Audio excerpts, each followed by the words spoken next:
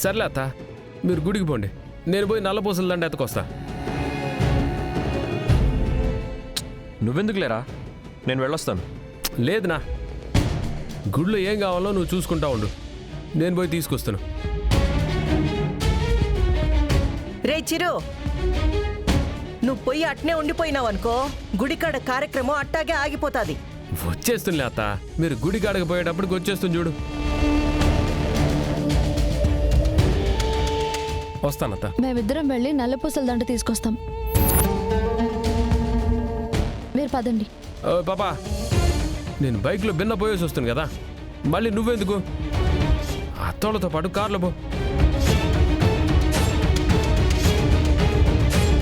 నువ్వు వస్తావో అక్కడే తాగి పడిపోతావో, ఎందుకైనా మంచిది అమ్మాయిని తోడు తీసుకెళ్ళు.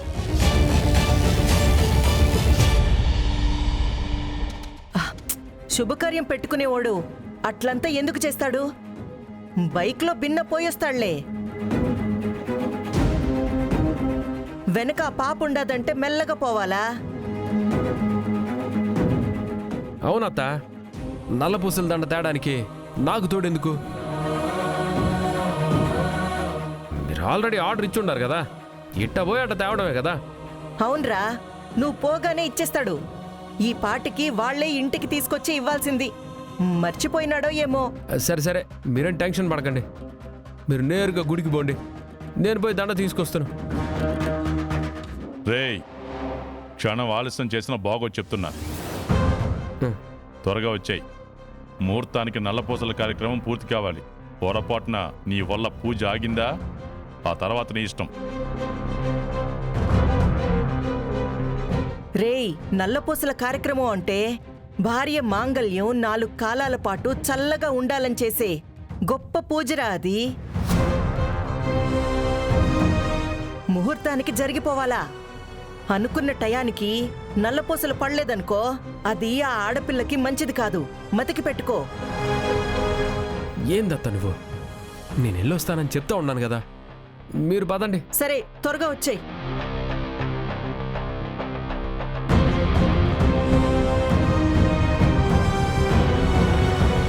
వాణ్ణి ఎలాగోలా బయటికి రప్పిస్తాను, లేదా నువ్వన్నా బయటకు వచ్చేలా చెయ్యి.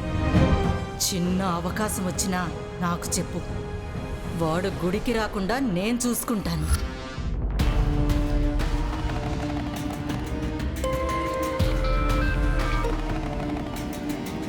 అత్తయ్య, చిరంజీవి నల్లపూసల దండ తీసుకురావడానికి షాప్కి బయలుదేరాడు.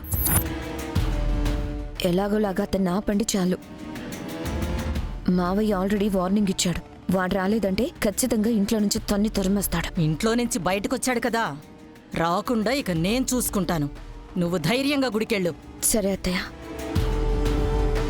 రారా, నీకోసం నీ చావు ఎదురు చూస్తూ ఉంటుంది. దుర్గా, నీకోసమే వెయిటింగ్. నల్లపూసలు తప్ప ఇంకా అన్నీ ఉన్నట్లే మావయ్య గారు. సరేమ్మా, బయలుదేరదాం పదండి.